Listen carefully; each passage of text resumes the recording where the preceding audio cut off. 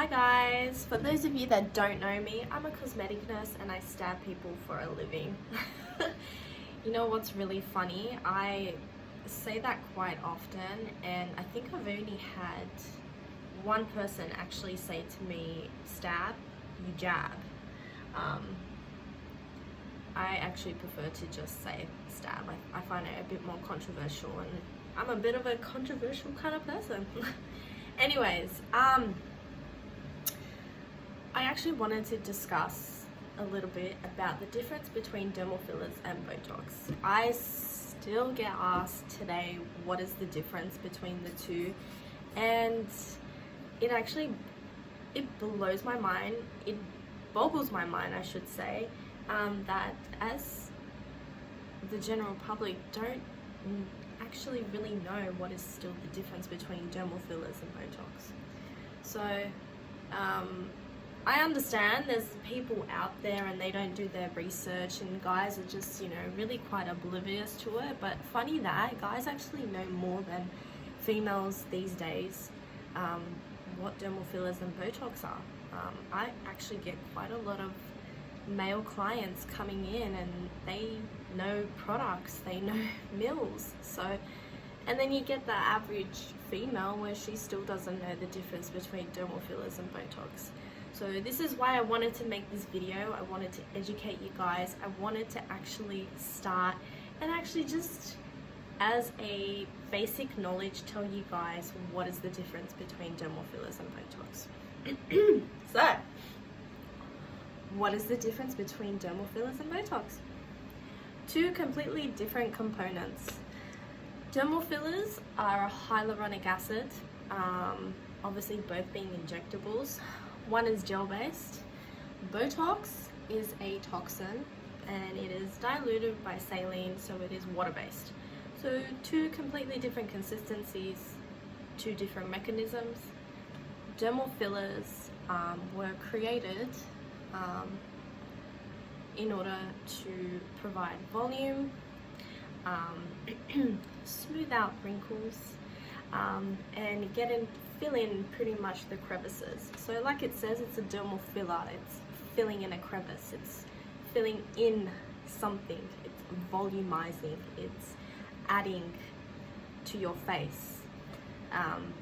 While Botox is a purified protein. It's a muscle relaxant, so it temporarily relaxes your muscles over the duration of around about 3 to 4 months. That on an average. I do have clients that their Botox tend to last up to about 7 months, so it's very based on your metabolism as well. But yeah, that's pretty much it. Dermal fillers is a hyaluronic acid that's gel based, while Botox is a muscle relaxant that temporarily paralyzes your muscles. So they do two different things. Dermal fillers, they add volume. Botox pretty much constricts the muscle movement. And obviously we usually do it on the upper face because, well, we don't really want these things to move. You can put it anywhere in your face, Botox.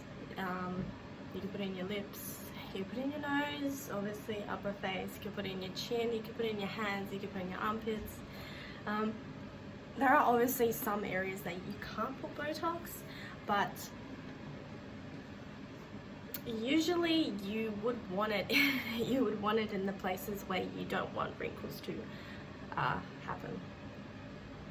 But dermal fillers pretty much you can put everywhere in the face. There are some high risk areas that people still to this day are not aware of. They just kind of think, oh well, you can just stick a needle here. Well, it doesn't work like that. A lot of people think if you put it in the nose you should be fine. That's probably one of the highest risk areas of dermal fillers. So that's pretty much the difference between dermal fillers and Botox. The thing that I think a lot of people don't know, that there are a whole range of dermal fillers out there on the market. There are some that are not available in Australia because they have not been TGA approved. So I have a lot of clients overseas telling me, oh, do you have this product, or do you have this product? And I'm like, no, because it's not safe. You can't allow. A lot of Asian fillers are not allowed in Australia only because they not tend to be safe. But they are used everywhere else in the world.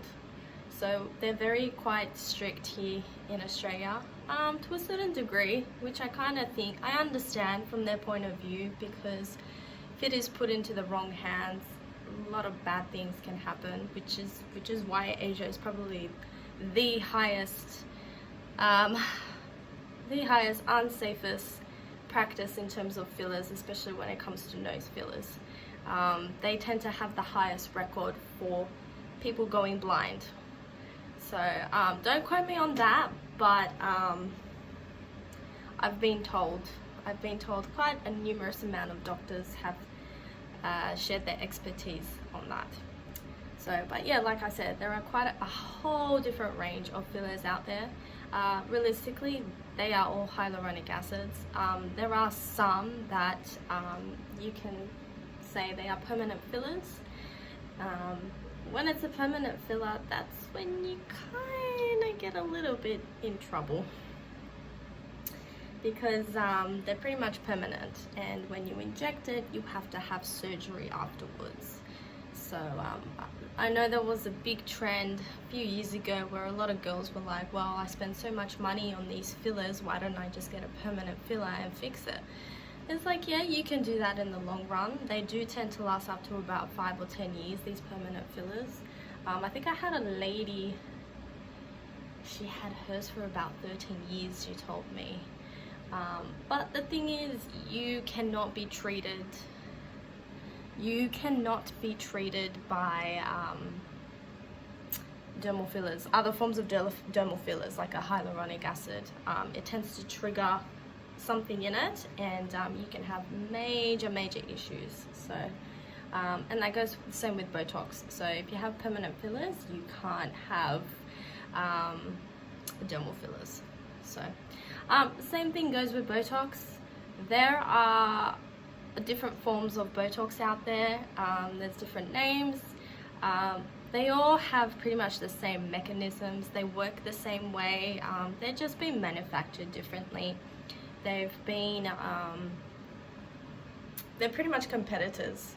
Obviously, each one has the secret of how they've been formulated. Obviously, people are not going to tell you.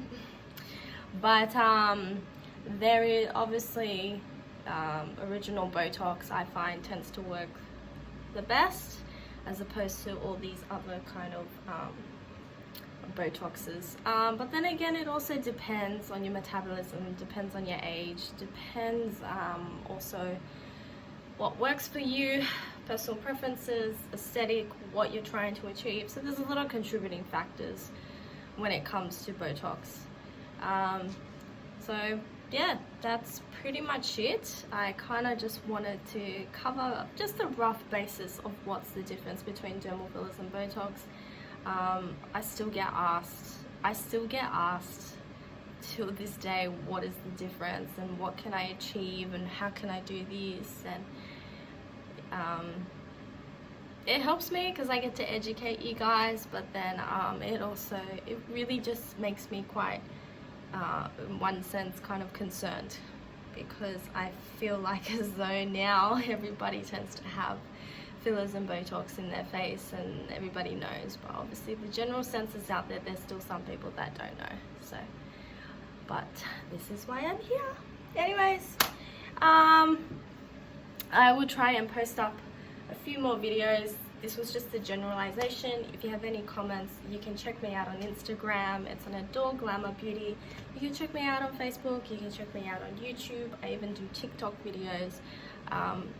Shout out. I'm more than happy and welcome to answer your questions. So, take care, guys.